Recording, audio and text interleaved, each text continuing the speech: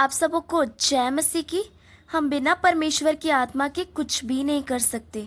जब राजा दाऊद उसने पाप करा और जब वो पाप करके परमेश्वर से दूर हो गया तो उसने परमेश्वर से क्षमा मांगी। हम पढ़ते हैं भजन संहिता उसके 51 के उसके 11 वचन में लिखा है, मुझे मुझे अपने सामने से निकाल ना दे और अपने पवित्र आत्मा को मुझसे अलग ना कर।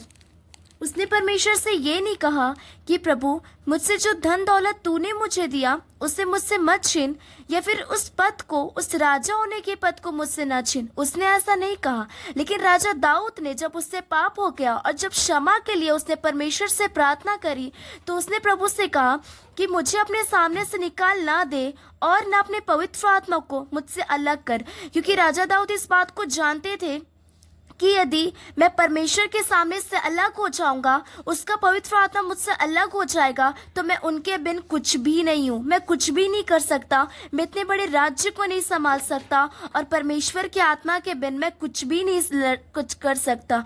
जितनी भी लड़ाइयाँ राजा दाऊद ने लड़ी थी वह सब उसने परमेश्वर के सामर्थ्य से लड़ी थी। जब तक परमेश्वर का आत्मा उनके अंदर था तो उन सारी चीज़ों को प्रैक्टिकली कर सकता था। लेकिन उन बातों को जानता था कि यदि मुझे परमेश्वर अपने सामने से निकाल देंगे, अपना पवित्र आत्मा मुझसे निकाल देंगे, तो मैं कुछ भी नहीं कर सकता। हम कभी भी परमेश्वर के आत्मा के बिना कुछ भी नहीं कर सकते। जब हम पढ़ते हैं यूहन्ना का 15 अध्याय, तो प्रभु यीशु मसीह ने कहा कि मुझसे अलग होकर तुम कुछ भी नहीं कर सकते। अगर हम ये सोचते हैं कि अगर परमेश्वर हमारे साथ नहीं है लेकिन मैं खुद के प्रभुत्व से ये चीज़ों को कर सकता हूँ, तो मैं आपको बताना चाहती हूँ मेरे प्रियो कि हम परमेश्वर की आत्मा के बिन कुछ भी नहीं कर सकते। और चाहेंगे भी कि इन चीज़ों को करें, लेकिन हम उन चीज़ों को नहीं कर सकते जब तक हमारे अंदर परमेश्वर का आत्मा नहीं है। और जब उन चीज़ों को हम परमेश्वर के आत्मा के प्रेजेंस में करते हैं तो वो सारी चीज़ें हम प्रभु की ओर से कर पाते हैं और वो चीज़ें हमारे लिए सक्सेस भी होती है, क्योंकि हम उसमें अकेले नहीं होते, लेकिन परमेश्वर का आत्मा हमारे साथ होता है। जब पुराने नियम में पवित्र आत्मा लोगों को नहीं दिया गया था, तब परमेश्वर अपने लोगों से दर्शनों के द्वारा, सपनों के द्वारा, इवन नेचर्स के द्वारा भी बातें करते थे। लेकिन जब प्रभु यीशु मसीह इस दुनिया में आए और यहाँ से वो जब अपने स्वर्ग लोक में उठा लिए गए, तो उन्होंने हमें से हर एक को वो तोहफा दिया, पवित्र आत्मा, जो हमेशा हमारे साथ होता है, हमारे पास होता है, हमारे अंदर होता है। लेकिन जब वही पवित्र आत्मा हमारे सामने हमसे अलग कर दिया जाता है, तो वचन कहते हैं कि हम उसके बिना कुछ भी नहीं है और बिना पवित्र आत्मा के हम कुछ भी नहीं कर सकते। याद रखिएगा, जब हम पढ़ते हैं मत्ती की पुस्तक, वहाँ पे लिखा हुआ है कि यदि हम मनुष्य के पुत्र के बारे में जो कुछ भी कहेंगे ना, वो पाप हमारा क्षमा किया जाएगा। लेकिन यदि हम पवित्र आत्मा के बारे में जो कुछ भी कहेंगे, वो पाप हमारा कभी भी क्षमा नहीं किया जाएगा। हम अगर मनुष्य के पुत्र के बारे में कहते हैं, परमेश्वर के पुत्र के बारे में अगर हम कहते हैं, तो वचन कहते हैं कि अगर हम सच्चा पश्चाताप भी करते हैं ना, तो परमेश्वर हमारे पापों को क्षमा कर देंगे। लेकिन यदि हम पवित्र आत्मा के विरुद्ध में कुछ पाप कर रहे हैं, उनसे कह रहे हैं, उल्टी सीधी बातें कर रहे हैं, तो वो पाप हमारा कभी भी क्षमा नहीं किया जाएगा। वचन ये भी कहता है कि तुम परमेश्वर की आत्मा को, यानी कि पवित्र आत्मा को शोकित मत करो।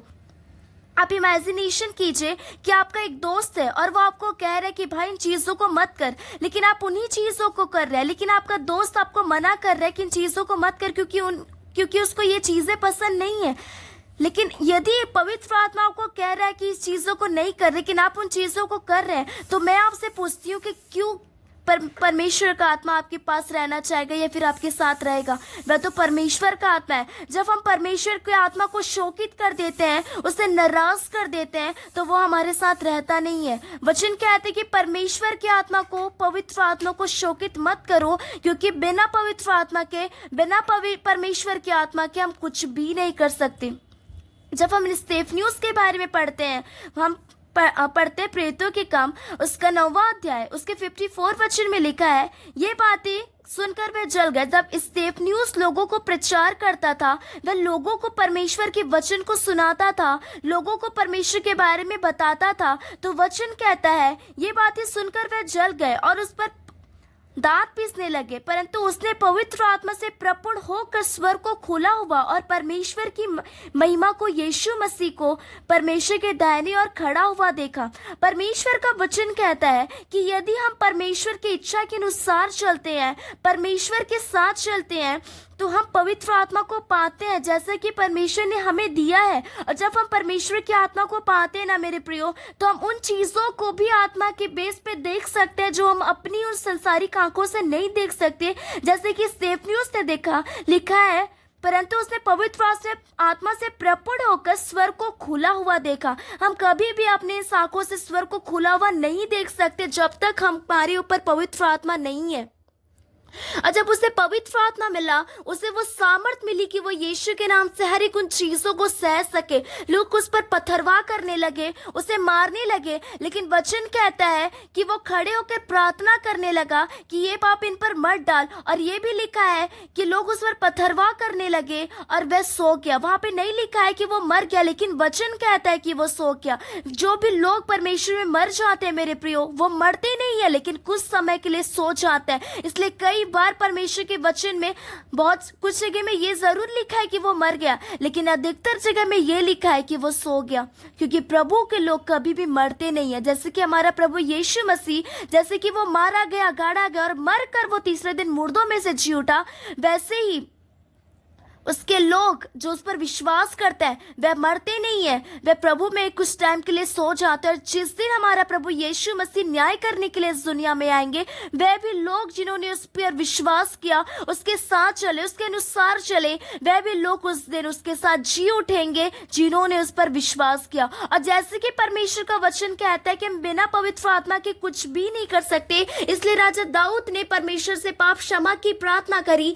कि प्रभु मुझे अपने सामने से निकाल ना दे और ना अपने पवित्र आत्मा को मुझसे अलग मत कर, क्योंकि यदि वो आत्मा हमसे अलग किया जाता है, हमसे अलग हो जाता है, तो हम अकेले हो जाते हैं। और वचन कहते हैं कि परमेश्वर ने कहा कि मैं तुम्हें कभी भी अनाथ नहीं छोड़ूंगा। इसलिए परमेश्वर ने हमें से हर एक को वो आत्मा दिया जो हमेशा हमारे साथ रहता है, हमारी सहायता करता है, हमें कन्वर्सेशन करता है। परमेश्वर का वचन कहते हैं कि वो सत्य का आत्मा तुम्हारे साथ होगा, वह तुम्हारे साथ रहेगा, वह तुम्हारी हेल्प करेगा, तुम्हें कन्वर्सेशन करेगा, तुम्हें बताएगा आने वाली बातों में से लेकर तुम्हें बताएगा, वो मेरी महिमा करेगा, क्योंकि वह सत्य का आत्मा होगा और वह तुम्हारे साथ रहेगा। और जब हम परमेश्वर की आत्मा को शोकित कर देते हैं, उसे नाराज कर देते हैं, तो वह हमारे साथ रहना नहीं चाहता, क्योंकि वो परमेश्वर का आत्मा। और जैसे कि वचन कहते कि यदि हम परमेश्वर की आत्मा को शोकित कर देते हैं, वचन कहता है कि परमेश्वर की आत्मा को यानी कि पवित्र आत्मा को शोकित मत करो, क्योंकि यदि हम मनुष्य के पुत्र के बारे में जो कुछ भी कहेंगे वह पाप हमारा क्षमा किया जाएगा, लेकिन यदि हम पवित्र आत्मा के विरुद्ध में कुछ कहते हैं तो वह पाप हमारा कभी भी क्षमा नहीं किया जाएगा, क्योंकि वो आत्मा है जो परमेश्वर का आत्मा है, जो हमारे साथ होता है, जो हमारी हिफाजत करता है, जो हमारे पास होता है और वो हमारी रक्षा भी करता है। एक बेस्ट हेल्पर जो हमारा है ना, वो परमेश्वर का आत्मा, जो प्रभु ने हमें प्रेजेंट के रूप में दिया है। हमने परमेश्वर से अगर नहीं भी मांगा ना, तो भी परमेश्वर ने हमको वो चीज दिया। वचन कहते कि तुमने मुझे नहीं चुना, लेकिन मैंने तुम्हें चुना, तुम्हें ठहराया, तुम एक चुना हुआ वंश, एक राजपसदारी, याजकों का समाज, परमेश्वर के लोग और उसके निज प्रजा हो। इसलिए परमेश्वर ने हमें चुना कि हम उसके कामों को कर सके, उसके लिए चुने जा सके, उसमें बने रह सके और उसमें बनकर हम बहुत सारे फल को लेकर आ सके। लेकिन यदि जब तक परमेश्वर का आत्मा हमारे अंदर नहीं रहेगा, वो पवित्र आत्मा हमारे अंदर नहीं रहेगा, तो हम कुछ भी उन चीजों को प्रैक्टिकली नहीं कर सकते। हम कभी भी उन चीजों को नहीं कर सकते जब तक हमारे साथ पवित्र आत्मा नहीं है। सो मेरे प्रियो, यदि परमेश्वर ने आपको अपना आत्मा दिया है, हमें से हर एक को